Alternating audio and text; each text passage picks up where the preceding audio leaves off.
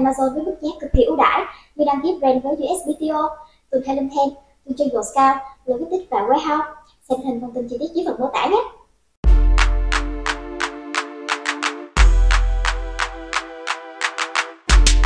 Do you think that having your husband or wife as a business partner would never work? Well, today we've got a married couple who've built a 7-figure Amazon business tell us how it's worked for them all the way from down under. Fair dinkum.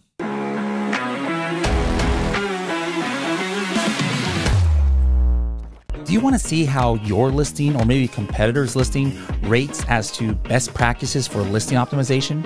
Or maybe you want to compare a group of ASINs or Amazon products to see how they compare to each other.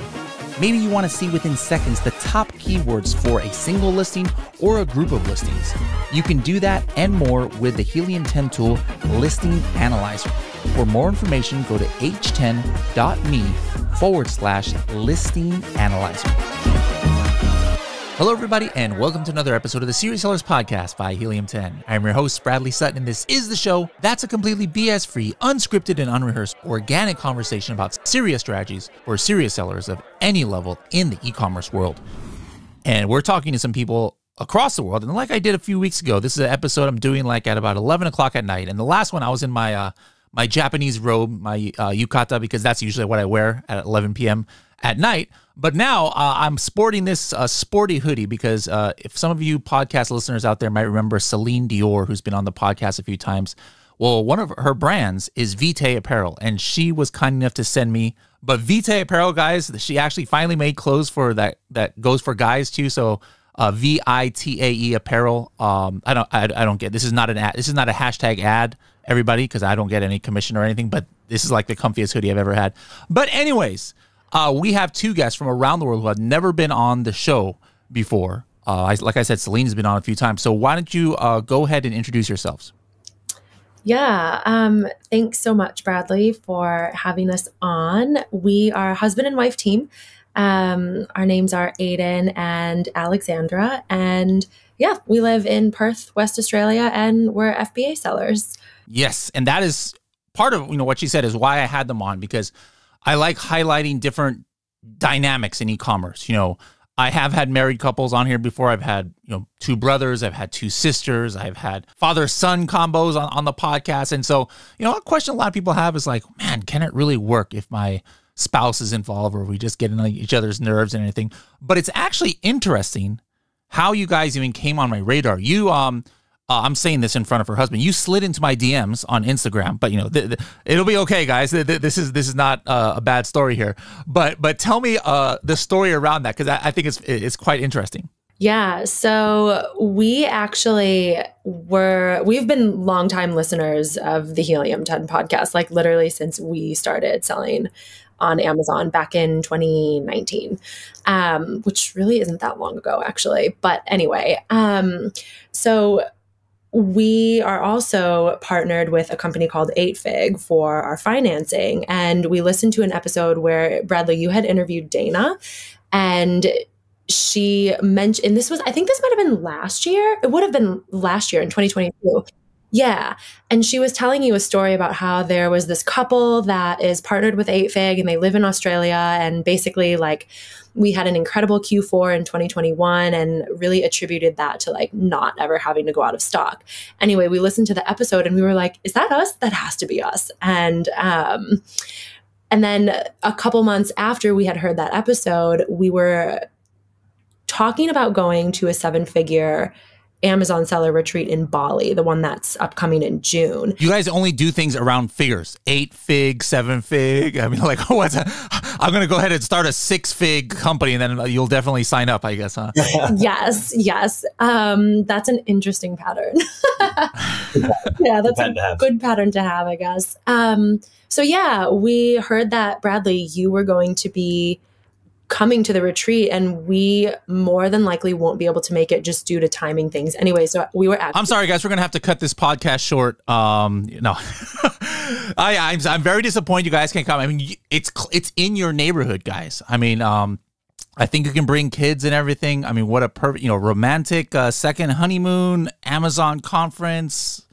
Come on, guys. You can make it. But for the rest of you guys who are wondering what we're talking about, we talked about it a little bit earlier, but you can go to h10.me/Bali, h10.me/BALI.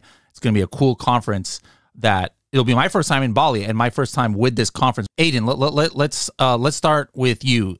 Let's take it a little bit farther back. Like, where were you born and raised, and tell me about your life story a little bit. Yeah, thanks, Bradley. I know my wife does talk a lot, so I don't really get an opportunity. And I am gonna. My next question is like why your accents are so different, but let's just keep it with you for a little bit. Go ahead. Yeah. So an easy story is, Alex is American, I am Australian, and so born and raised in Western Australia. So I grew up in a little farming community 4.5 hours north of Perth called Mollawop. And my parents are farmers, and basically, grew up my whole life here and only spent a couple of years outside of the state. But and now we live in Perth full time. As soon as you graduate, I don't know what you guys call it over there, but we call it high school over here. Like, as soon as you graduated high school, did you just start working immediately back on the farm, or did you go on to university, or what did you do over there? Yeah, so I actually pursued a career in the sporting world. So I was a semi-professional athlete in Australian rules football, and I did that for 10 years. And then sort of... is that something that you do in high school? Like, they have high school teams over there, and then you get scouted later? Or how does that even work over there? How do you get to that level? Yep, basically that. So you play in the local leagues, and then, as you get older, then you move into the state competition if you're good enough, and then from the state competition you'll be drafted into the top level. But so for 10 years, was that your main income? No, that and working apprenticeships, and also in the sort of sales realm of work. So I spent probably 7 years in the trade industry, and then I spent probably 3-ish years working in sales. So there's a little bit of a change. I'm just still trying to understand how you would get a chance to meet somebody American. So maybe Alex, if you can figure out how you met this apprenticing Australian rules footballing person in the middle of Australia, being an American. Yeah. So we actually met when I studied, when I studied abroad in 2011. So I went to university in the States. I'm born and raised in Chicago, and studied abroad in Perth in West Australia. Just for a semester, and I became really, really close friends with Aiden's older brother, who's obviously not. Oh, this is gonna be worse. Wow. Okay, this is one of those stories. Okay. Yeah, it's totally not like that. But yeah, so my now brother-in-law. People ask us that all the time, by the way. Yeah, so it was like a group of us that all stayed really close that semester after exchange. And yeah, Kurt and I just stayed really close friends. And I knew of Aiden and like always had a crush on him from afar. But it was like, oh, he's my friend's hot younger brother. He lives in Australia. It would never happen, blah, blah, blah. And then in 2016, Aiden was traveling throughout the US and Canada with Kurt. And yeah, long story short, I was living in Seattle at the time. And what were you doing for work at that time? So I was in fashion merchandising and buying. So I started my career working for Abercrombie Corporate in Columbus, and then moved to Seattle, where I actually worked for Amazon headquarters as a buyer, and then worked for Lululemon in Vancouver in Canada. Before moving to Australia. But yeah, so Aiden and I met while he was traveling, and I had said, like a few weeks before Aiden slid into my DMs, Kurt and I were like going out with some friends, and I was like, oh, I've always had a crush on your little brother. You would love to have me as a sister-in-law. And it was like totally a joke. And then like we went out and never talked about it again. And now we're related. Yeah. Married, 2 kids. Yeah. Brother-in-law. Yeah. Awesome. What was the decision? Like, was it like not even a discussion at all where you guys would live, or like it had to be Australia, or was there any discussion like, all right, we got to take this relationship to the next step. We got to kind of, be together instead of long distance. How did that decision make America versus Australia? So we were long distance for 2 years before I moved. And it was kind of always, I'm so sorry to my family who's maybe listening, but we kind of always were like, we're going to live in Australia. It's just like, it's such an incredible quality of life here. Obviously, you can get an incredible quality of life in the US too, but having lived in both countries, it's so much easier to be an entrepreneur here too. But yeah, at the time you were still playing football, and I didn't want you to have to give that dream up because you can only play that sport here. So you finished football, I'm assuming, and then what were you guys doing to sustain yourselves then? Because a bachelor can get by doing this and that, but once you start a family, you need at least one full-time regular job, whether it's the wife or the husband. So like, how did you guys what did you guys do for money in the beginning? We got I suppose it's quite a unique situation. We were living in Adelaide at the time, and we thought, like I was grinding away in the sales job, and it was some really good opportunities through there, but you could tell it was going to be more and more taxing. And we sat down with each other and just thought, what life do we want? How do we want to live it? And went through like this whole list of like who we want to be and what do we want to achieve and how do we want to feel in life and all those type of things. And, we end up coming out like time is really important to us. And with time, how do you get more time? So then we sort of, from that, we said, okay, well, I'm ready to finish up playing sport. I've had enough. I'm all done. I'm not going to the next level. And then we said, okay, where do we want to live in Australia? And then that was the next step. We ended up moving back to Perth, or back to Western Australia. And then we said, we really want to be entrepreneurs. That's what our gut feeling is. That's who we want to be. We've started Amazon. We really need to go fully into it. And we actually moved to my parents' farm / holiday house in Gelton.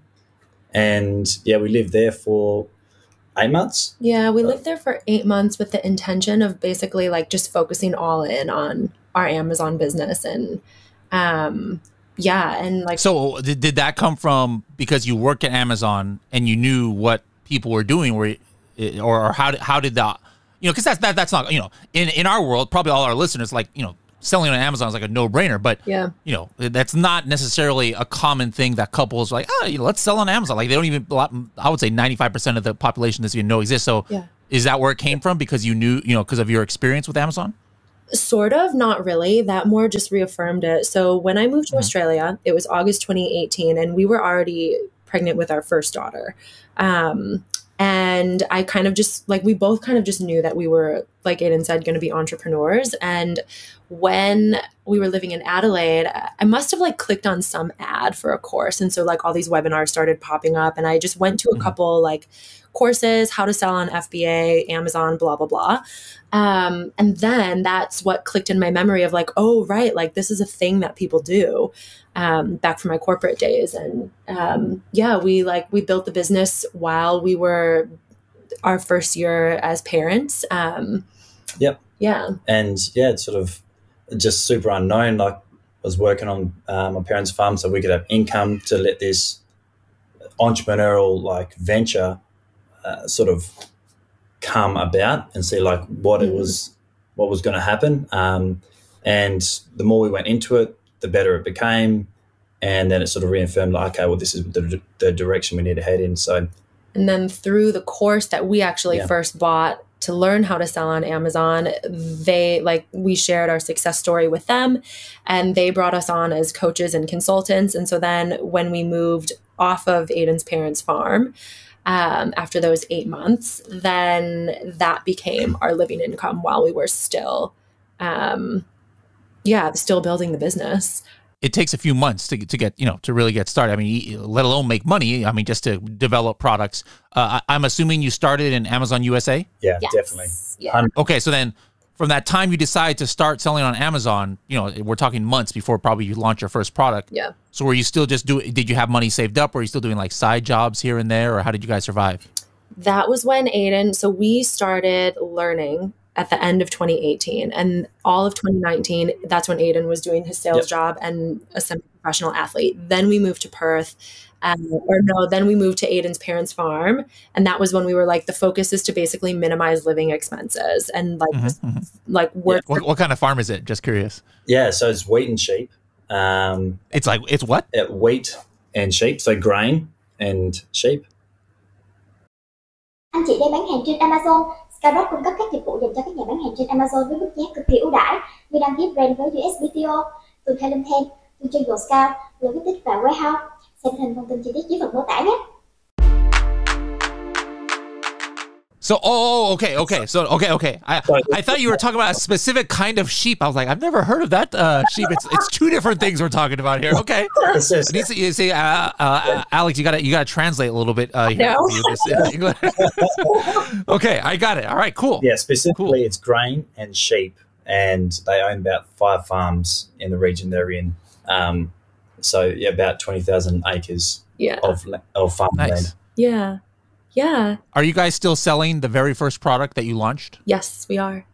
That's count yourselves. That's a blessing right there. A lot of people, they usually fail on their first product. So. Hang on, that's a lie. No, we're not. Yeah. Our first product launch was a total failure. Yeah. That's what I wanted. See, either way, it was. That's why I like that question, because either way, there is no bad answer here. So, all right, that's even better. Tell me about this terrible product launch you guys did. Yeah, see, we've even forgotten about it because we've just moved on. You block it from your memory. Yeah, I like it. Every bad experience, just block it. So that we launched that product end of 2019. And it was a total flop. We really did not do, like high demand. Since you're not selling it anymore, can you tell us what it is? Yes, we can. It was, have you seen those pink rose quartz jade rollers? It's a beautiful product. Yes. So I know exactly what that is. Yeah. So they're super saturated now. I mean, they were super saturated when we launched. 19. And I thought that I could create a point of difference because we sell a private label. I thought that I could create a point of difference around it by adding a lavender silk like eye pillow with it. So it's like a beauty ritual experience, and also when we went back and looked at the data, it had really, really strong conversion, So I think I just didn't do a good enough job learning SEO, to be honest. Yeah. Our experience was, we had no experience. So it was just trial and error. And now we look back at it. Back then, I reckon we could have hacked it. But now, then when we started, it was like, I don't even know how that we even got that thing to. Our photography was horrible. We did it ourselves. We did all the things you're not supposed to do. It was just. How much would you say you lost though? Because I always say that sure you might lose a little bit, but obviously the experience is priceless. But you invest $10,000, it's not like you lose $10,000 all the time, because you still sell. Maybe you lose money on profit, but did you ever calculate how much money you lost on that? We've honestly never calculated it, because to us it's like, that's a waste of time. Okay, so see, that's important to me, because what that tells me is that you guys, it probably wasn't even on the conversation to give up at that point. No, the people who start calculating, oh my goodness, I lost $7,333 is those are the people who know exactly how much they lost. It's like, hey, we're not going to go forward with this product. Doesn't matter how much money we lost. We know what we did wrong. Let's keep going. I like that. I like that attitude. So then you started over, and then your next product. What did you do something different about how you chose the niche that you're going to get into? How you launched it? What was different about product number 2? So product number 2 was the product that laid the foundation for our whole business, and we built our brand around it. It honestly was just a product that intuitively I just kept going back to. And then when we looked, because for our brand, we are the customer. And that's really lucky. Not a lot of people get to luck into that. And it was just something that we noticed was missing from the space. And we verified it with our coach at the time. And she was like, yeah, go for it. Now it's super saturated. But yeah, so it was just something that we as consumers knew was missing on Amazon. All right. So then a little bit more data driven, maybe hopefully paying more attention to Helium 10 and the keywords and which ones to focus on and things like that. Now, let's just fast forward, fast forward to today or last year. We just ended a few months ago. What did you end 2022 in gross sales? Yeah. So we roughly. Yeah. So we ended in 1.2 million. Awesome. So yeah, first year we did 100,000. Second year, 700, just over 700, and last year went to 1.2. It's just amazing because like the more we grow as individuals, the more the business grows. Yeah, totally. So now, is this all in all these sales you're talking about? Is this all in the USA marketplace? You selling in any other marketplace or a website or anything like that? No, just all US. Okay. We've built out omni-channel to Shopify, but we haven't really got that going yet. So okay. But yeah, 99.99% last year was US Amazon. Now, are you still putting in time in farm work as well? I like to keep my finger on the pulse because I'd love to put some of our wealth in farming land. So every year we like to go out. We'll go and help out for a couple of weeks, put in some crop, and then sort of ground in, have a refresher with our brain and our business. And like, it's amazing sitting on a tractor or just being out in the fresh country air really brings in new ideas. That's where they should be doing the seller summits and come to the farm. Yeah. I just have this, especially since your romantic story. If you had lived in America, you guys totally could have met on farmersonly.com. Oh, we got you don't have to be lonely. Farmersonly.com. Okay, I don't know why I'm thinking of these commercials now, but they don't have that in Australia. I don't think. No, but there's a show. Farmer wants a wife. Yeah, there's Are you serious? Dead serious. Oh my goodness, I love it. I love it. All right. Anyways, the reason I was asking is just like. But the main income now, is that Amazon, for like your family, or is it still other things? Yeah, we choose to keep probably about 95% of the money in the business, the money from the business into the business, and we just take our part at the end of the year, but the rest comes from coaching, consulting. Okay. Different parts. Okay. So, yeah, basically how we see it, Bradley, is the faster we grow, the faster we can reach our goal. So the more money in the business, we can build more products, we can build out Shopify, we can do all those things where our brand is going. But if we take too much away from it, then it's a slower progression. Yeah. Tell me about the makeup of the day-to-day operations of your Amazon business. I mean, this is a 7-figure business, not your main thing. You got some farming work you're doing, you got consulting that you're doing, you have 2 kids, you've got a family. There might be people out there, all right, well, wondering how you guys juggle all that. So like, can you break it down? I don't need to know every single task, who does what, but can you kind of break it down how you guys divide and conquer, as it were, or maybe you have staff, etc.? Yeah. So the 2 main things that we outsource are PPC and account management. We outsourced PPC when we started getting to like 30K months in revenue. We just realized there's other experts that can like take that branch and run with it. And then everything else we do. I mean, we have contractors that do our photography. We write our own listings. We look at analytics, but like, yeah, it's a really nice role division that we have. I would say like Aiden is definitely CEO. Like we always joke like Aiden can drive the ship and I can't, but I can. Tractor, we should say. Yeah, with a tractor. Yeah. And I could help build it. So it's like, I'm kind of the creative, numbers, analytical, like that piece of the puzzle and like putting together just our creative content, creative design for products. And then Aiden works with our suppliers and essentially is like COO, basically. Suppliers, logistics, inventory, and then basically like high level thinking of where we're going with the brand. So, and then I annoy my wife every 2 seconds of the day to tell her we should be doing this or we need to move in this direction. What happens when, anybody who's been married knows that you don't always agree on everything, but whether it's partners or whether it's married, whether your partner is your spouse, how do decisions get made when there's like a path that one person wants to take and somebody, the other person wants to take a different path? Do you want to do that one or? I think it really depends on. We fight to the death. Sometimes. And I'll never win, Bradley.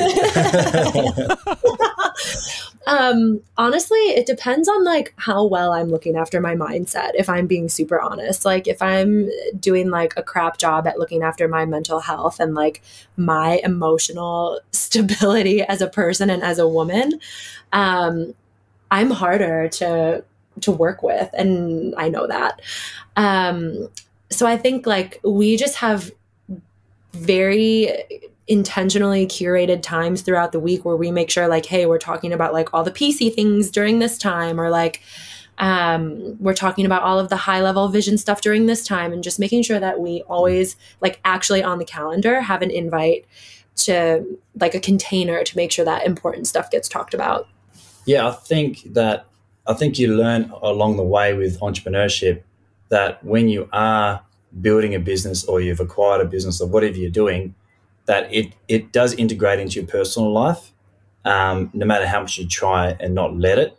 And I think you just got to be a bit more flexible of how it does flow in and flow out, and just making sure all parts of your life are sort of that balance.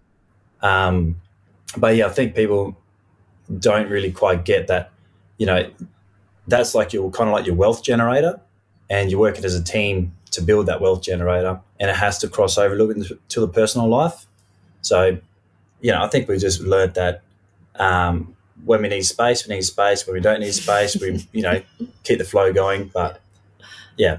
One of the reasons, there's many of them, why the majority of people in the Amazon space, men or women, are usually just in it by themselves is sometimes they're like, oh no, my girlfriend, my significant other, my husband, my boyfriend, whatever, like there's no way we would just fight all the time. Or like, I can never run a business with them. But, this is proof, guys, that it can, it can work.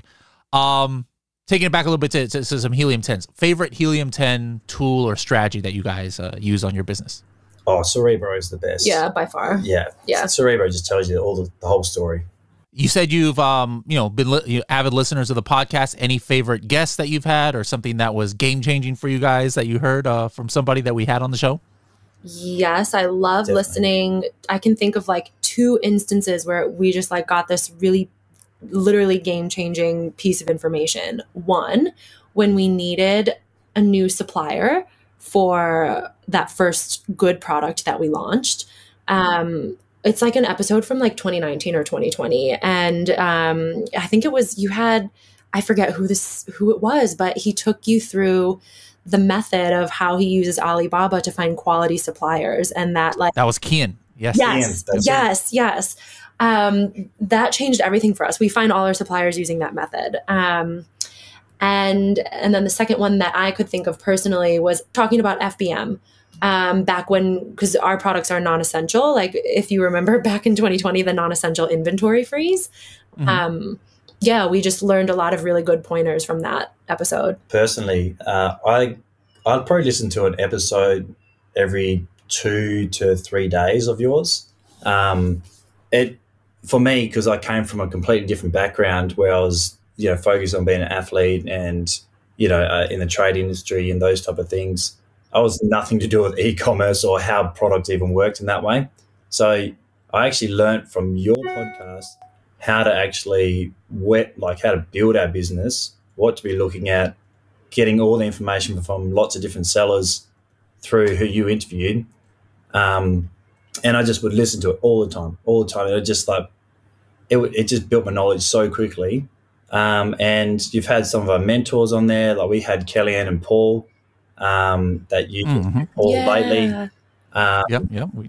And like just different PPC strategies and just like, I guess, little hacks, as you guys call it, to just how to like improve just one little thing. And that's sort of taking our business to the next levels.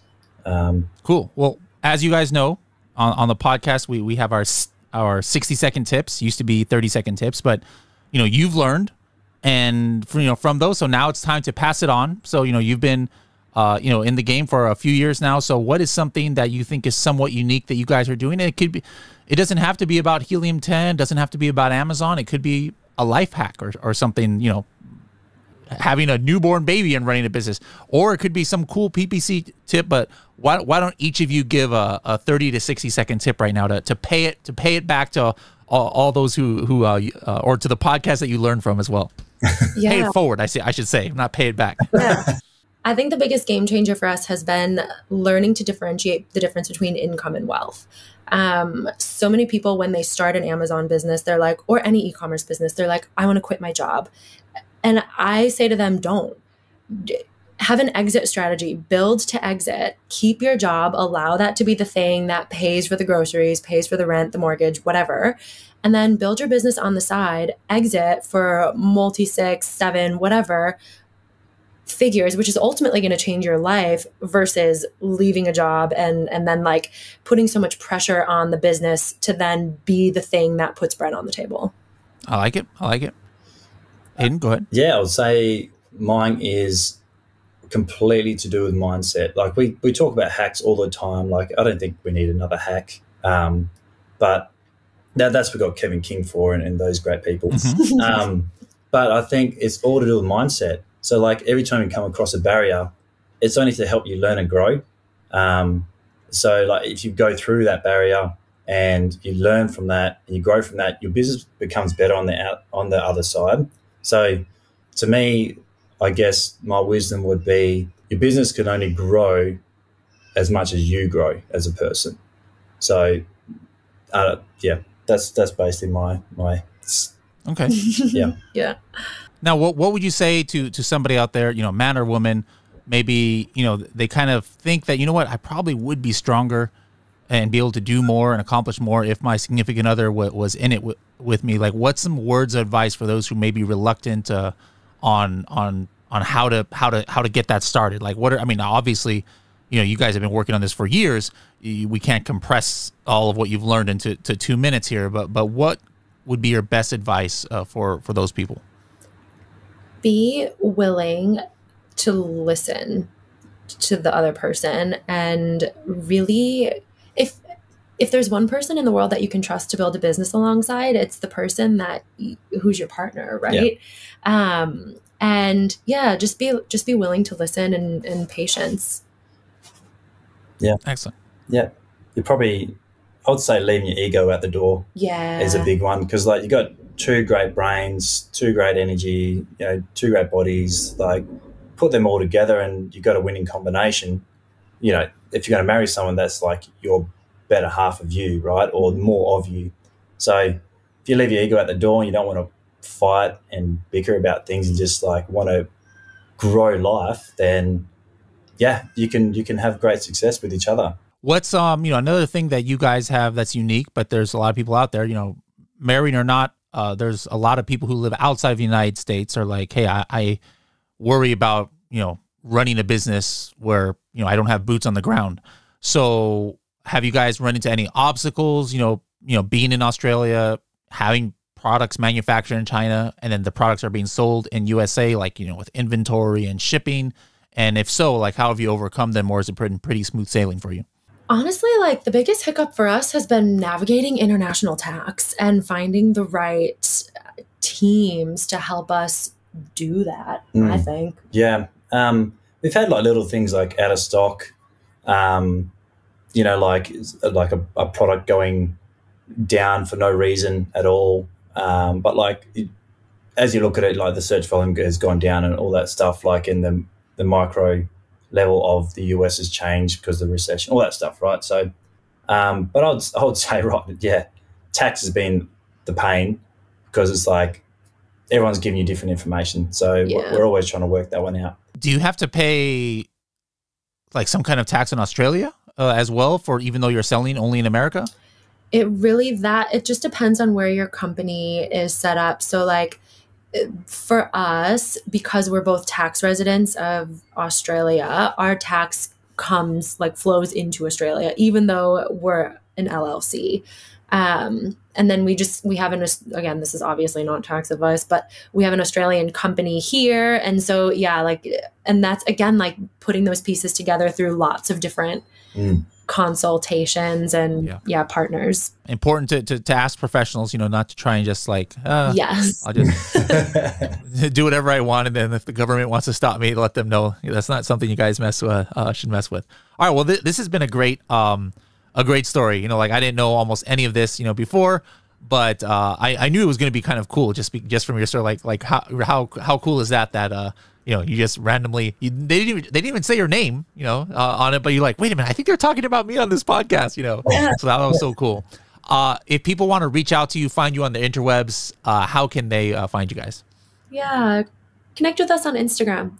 We're open books. People DM us all the time about our journey. And yeah, we love sharing. I'm at Alexandra X Wyatter, WIATR. Yeah. And I'm pretty sure mine is... Aiden's like, what's my Instagram handle? What is it? I would just reach out to me by email. It's probably easier. So tropo2@hotmail.com. Yes, I still... Fellow Hotmail user. Yeah, I still got Hotmail. Yes. Well, at least you didn't say like AOL or something. That would have been more for my days. Anyways, I'm still crossing my fingers that you guys might change your mind and make a last second trip out there to Bali. If not, maybe out here in the States, at one of our conferences that we're attending. But thank you very much. It's great to see, married couple thriving.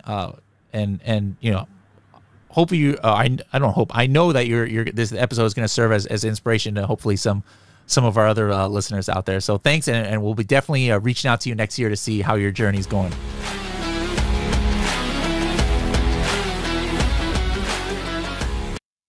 Anh chị đang bán hàng trên Amazon. Skyrock cung cấp các dịch vụ dành cho các nhà bán hàng trên Amazon với mức giá cực kỳ ưu đãi như đăng ký brand với USPTO, tuần theo, tôi trên Scout, logistics và warehouse. Xem thêm thông tin chi tiết dưới phần mô tả nhé.